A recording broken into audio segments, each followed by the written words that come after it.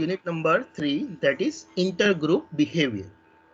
कि work place पे क्या होता है, at the work place at any of the organisations there may be a various groups. कि भाई कंपनी के अंदर बहुत सारे ग्रुप होते हैं जो साइमल्टेनियसली काम करते हैं। तो हमने यूनिट नंबर 1 के अंदर देखा था कि भाई अगर ओबी को आपको समझना है तो आपको इंडिविजुअल बिहेवियर समझना पड़ेगा, ग्रुप बिहेवियर समझना पड़ेगा, कंपनी के स्ट्रक्चर को समझना पड़ेगा और उसकी इम्पैक्ट लोगों के ऊपर समझनी पड़ेगी। बट इवन इन ग्रुप के अंदर आप जब समझ रहे हो, ग्रुप बिहेवियर को समझ रहे हो, at that time even you need to understand the inter group. कि भाई कोई एक ग्रुप कंपनी के अंदर नहीं होगा, बहुत सारे ग्रुप कंपनी के अंदर काम कर रहे हैं। तो डेफिनेटली ग्रुप वर्सेस ग्रुप हो सकता है। तो दो ग्रुप जब साथ में मिलकर काम करेंगे, एक दूसरे के ऊपर इंटरडिपेंडेंट होंगे, तो कौन कौन से तरीके से एक दूसरे के ऊपर डिपेंड हो सकते हैं, वो चीज़ ये पॉइंट के अंदर देखनी है। बिकॉज उनका जो डिपेंडेंस है वो इंटरडिपेंडेंस डिसाइड करेगा कि भाई वो लोग अच्छी तरह से काम करेंगे नहीं करेंगे, उनके बीच में झगड़ा होगा नहीं होगा, वो सारी चीज़ें उनके इंटरडिपेंडेंस के ऊपर डिपेंड है। So now all the organisations consist of many groups which is created either formally और इनफॉर्मली। कि भाई बहुत सारे ग्रुप्स होंगे, वो फॉर्मली भी एग्जिस्टेंस में आए होंगे, इनफॉर्मली भी एग्जिस्टेंस में आए हो सकते हैं। Then each group depends on others for the raw material, various resources, informations and even assistance in a performing the task। कि भाई हर एक ग्रुप एक दूसरे के ऊपर डिपेंड है। कि भाई रिसोर्सेज है, इंफॉर्मेशन है, रॉ मटेरियल है, तो एक ग्रुप का खत्म होता है तभी दूसरे ग्रुप का काम स्टार्ट होता है। तो हर एक ग्रुप एक दूसरे के ग्रुप के ऊपर डिपेंड है, सो दैट कि भाई वो अपना काम कर सके। Higher the level of exchange of resources among the group, that is going to create the higher the degree of interdependence। कि भाई जितना ज़्यादा एक दूसरे के ऊपर डिपेंड होंगे, दैट इज उतना ज़्यादा इंटरडिपेंडेंस बढ़ेगा। जितना ज़्यादा रिसोर्सेज के लिए उनके बीच में डिपेंडेंस है, उतना ज़्यादा डिपेंडेंस बढ़ेगा। और जितना ज़्यादा डिपेंडेंस बढ़ेगा, उतने ज़्यादा चांसेस ऑफ इश्यूज प्रॉब्लम्स वो सारे होंगे। क्यों? कि एक दूसरे के ऊपर डिपेंड है, अगर सामने वाला अच्छा नहीं करेगा तो डेफिनेटली उनके ऊपर इम्पैक्ट आने वाली है। सो नाउ इंटरडिपेंडेंस है, उसके बेसिस पे उनके बिहेवियर के ऊपर, उनके परफॉर्मेंस के ऊपर इम्पैक्ट होने वाली है।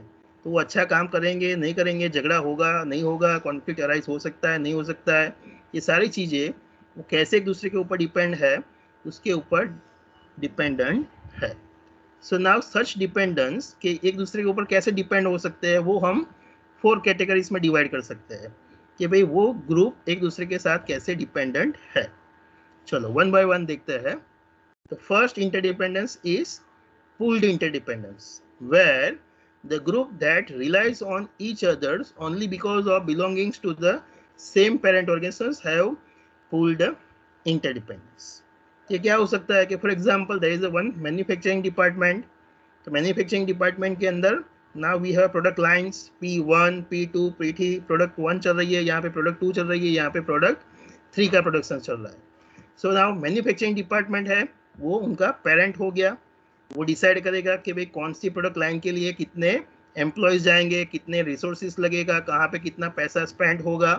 तो ये सारे डिसीजंस मैन्युफैक्चरिंग डिपार्टमेंट लेता है। तो यह अभी ये 3 ग्रुप हो गए, P1 का ग्रुप, P2 का ग्रुप, P3 का ग्रुप। तो ये तीनों जो है वो एक दूसरे से जुड़े हुए, एक दूसरे के ऊपर डिपेंड है। क्यों? तो कि they all are belonging from the one parents, के एक ही पेरेंट है, उनके 3 ग्रुप है। सो अभी क्या होगा कि भाई मैन्युफैक्चरिंग डिपार्टमेंट P1 के अंदर अगर ज़्यादा पैसा दे देगा तो P2 और P3 को कम मिलेगा। यहाँ पे ज़्यादा एम्प्लॉयज़ दे देंगे तो P2 और P3 में कम एम्प्लॉयज़ मिलेंगे। So now for getting the resources they all are depend on each others. के अगर एक अच्छा काम करेगा तो दूसरों को भी उसका बेनिफिट मिलेगा। अगर एक के अंदर ज़्यादा पैसा खर्च हो जाएगा तो वो दूसरों को भी ऊपर उसकी नेगेटिव इम्पैक्ट होने वाली है। So now all this 3 are depend बस because of pooled interdependence, that is because of they all belongings to their parent department. तो ये डिपेंडेंस जो है वो कैसा डिपेंडेंस है? पूल्ड इंटरडिपेंडेंस है। तो यहाँ पे उतना ज़्यादा इश्यूज प्रॉब्लम्स नहीं होगा, बट रिसोर्सेज के कारण कॉन्फ्लिक्ट हो सकता है कि अगर एक प्रोडक्ट लाइन में ज़्यादा पैसा चला गया तो दूसरों को नहीं मिलेगा। तो because of resources conflict issues arise होगा, बट इतना ज़्यादा चांसेस नहीं होगा। Second, interdependence. दूसरे कैसे एक दूसरे के ऊपर डिपेंड हो सकते हैं? When one group operations precedes and act as a prerequisites for the second groups, this is the sequence. So the second groups in sequence may experience the difficulties in accommodating the task if it does not interact effectively with its preceders. चलो कि भाई यहाँ पे क्या हो सकता है, ये असेंबली लाइन है, तो यूनिट 2 जो है, ग्रुप 2 जो है, इनका काम किसके ऊपर डिपेंड है? यूनिट 1 के ऊपर, ग्रुप 1 के ऊपर। अगर ग्रुप 1 ऑन टाइम अच्छी तरह से काम खत्म करके प्रोडक्ट को आगे भेजता है, तभी वो प्रोडक्ट यूनिट 2 के पास आती है। यूनिट 2 ऑन टाइम काम उसके ऊपर खत्म करके आगे भेजता है, तभी वो यूनिट 3 के अंदर जाती है। सो नाउ हर एक का काम जो है वो अपने आगे वाले ग्रुप के ऊपर डिपेंड है। अगर आगे वाला अच्छी तरह से काम नहीं करेगा, जो उनको टाइम सीक्वेंस दिया हुआ है उसके अंदर खत्म नहीं करेगा, तो दूसरे वाले ग्रुप को कम टाइम मिलेगा। कि फॉर एग्जांपल यहाँ पे कार असेंबल चल रहा है, तो यूनिट 1 के लिए हाफ एन आवर्स दिया हुआ है कि भाई 30 मिनट में उनको बॉडी स्ट्रक्चर्स फिट करना है।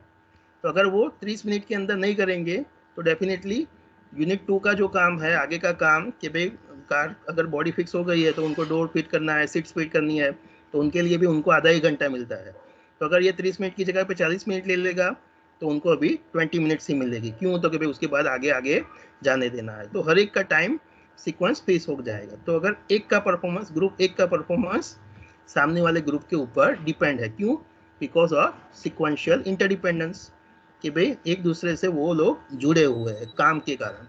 तो यहाँ पे क्या हो सकता है, अगर एक ने अच्छा काम नहीं किया तो दूसरे के काम के ऊपर उसकी इम्पैक्ट डायरेक्ट आने वाली है। So now because of that यहाँ पे इश्यूज, कॉन्फ्लिक्ट होने के चांसेस बढ़ जाएंगे। Where the collaborative relations do not exist between this groups, conflict और सैबोटेज में बी अकर्स। कि अगर एक दूसरे के साथ अच्छी रिलेशनशिप नहीं बनती है तो क्या हो सकता है? झगड़ा हो सकता है, और इवन सैबोटेज, कि भाई एक दूसरे को नुकसान। सैबोटेज का मतलब होता है इंटेंशनली डिस्ट्रॉइंग, कि भाई एक दूसरे को जानबूझ के नुकसान पहुंचाएंगे। तो ये यहाँ पे कॉन्फ्लिक्ट होने के चांसेस बढ़ जाएंगे। पूल्ड में होंगे बट लिटिल बिट लेसर, कि भाई यहाँ पे झगड़े होने के चांसेस है, यहाँ पे झगड़े होने के चांसेस बढ़ जाएंगे। क्यों? तो कि भाई वो डायरेक्टली एक दूसरे से जुड़े हुए हैं। Third, reciprocal interdependence, A to B, B to A. A group where the operations of each precedes and act as a prerequisites to the functions of the other have the reciprocal relationships. मतलब एक दूसरे से totally dependent है, एक दूसरे से जुड़े हुए है, like union and management, where both the parties depend on each others. अगर मैनेजमेंट पैसा अच्छा देती है तो यूनियन अच्छा काम करेगा, आउटपुट अच्छा आएगा, तो डेफिनेटली कंपनी को भी बेनिफिट होगा। तो दोनों एक दूसरे के ऊपर डिपेंड है। अगर एक पार्टी अच्छा करती है तो सामने वाले को बेनिफिट मिलता है, सामने वाला अच्छा करता है तो फर्स्ट वाले को बेनिफिट मिलता है।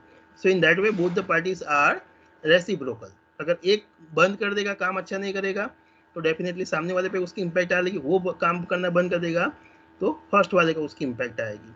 तो अगर स्ट्राइक हो जाएगी तो दोनों को नुकसान, लॉस सिचुएशंस होगा। सो दैट इज, यहाँ पे वो एक दूसरे के ऊपर डिपेंड है। So that is called reciprocal dependencies. Because of each group relies on the others to perform its job effectively, any problem between them may result into the reduce the productivity and decrease the satisfaction. तो अगर कोई issues, problem, झगड़ा होता है तो definitely दोनों को नुकसान पहुंचाता है। तो वंस अगेन यहाँ पे कॉन्फ्लिक्ट होने के चांसेस कम हो जाएंगे। दोनों चाहेंगे कि यस एक दूसरे के साथ अच्छी रिलेशनशिप कंटिन्यूअस रहे। तो यहाँ पे कॉन्फ्लिक्ट होगा बट उसको जल्दी से जल्दी रिजॉल्व कर दिया जाएगा, सो दैट कि भाई प्रोडक्टिविटी और डिससेटिस्फैक्शन सेटिस्फैक्शन कंटिन्यूअस रहे। That is reciprocal. And last one is a team interdependence, कि जहाँ पे एक दूसरे से जुड़े हुए हैं but as a team, where the multiple groups interacts reciprocally, interdependence may be multiplied, कि भाई एक का परफॉर्मेंस दूसरे के लिए इंपॉर्टेंट है दूसरे का तीसरे, तीसरे के चौथे, चौथे के पांचवें के लिए इम्पोर्टेंट है। Each group's operations precedes and act as a prerequisites for the every other group's operations where their functions is considered over time.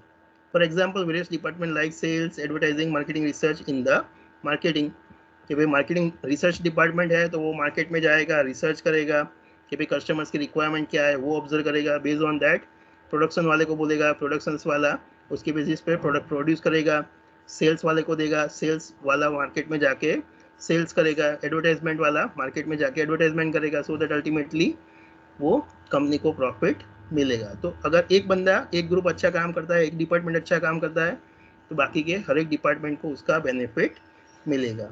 So the groups with the team interdependence have the greatest potential for the conflict as the highest requirement of the coordinations and integrations. But यहाँ पे झगड़े होने के chances भी सबसे ज़्यादा है। क्यों? कि अगर इश्यूज होता है, प्रॉब्लम होता है, तो यहाँ पे ब्लेम गेम हो जाएगा। अगर प्रोडक्ट मार्केट में नहीं चली तो क्या होगा कि भाई मार्केट में सेल्स नहीं हो रहा है, तो भाई सेल्स डिपार्टमेंट क्या बोलेगा कि भाई एडवर्टाइजमेंट वाला अच्छा नहीं कर रहा है। एडवर्टाइजमेंट वाला क्या करेगा कि भाई हम तो एडवर्टाइजमेंट कर रहे हैं बट प्रोडक्ट ही अच्छा नहीं है, प्रोडक्ट अच्छा नहीं बना हुआ है, and because of that market में नहीं चल रहा है। प्रोडक्शन वाला क्या बोलेगा कि भाई ये तो मार्केटिंग रिसर्च अच्छी नहीं हुई है, उन्होंने जो बोला था उसके हिसाब से हमने किया है। तो ब्लेम गेम हो जाएगा, एक दूसरे के ऊपर ब्लेम करेंगे, तो once again conflict issues arise हो जाएगा। तो यहाँ पे एक दूसरे से जुड़े हुए हैं एज अ टीम।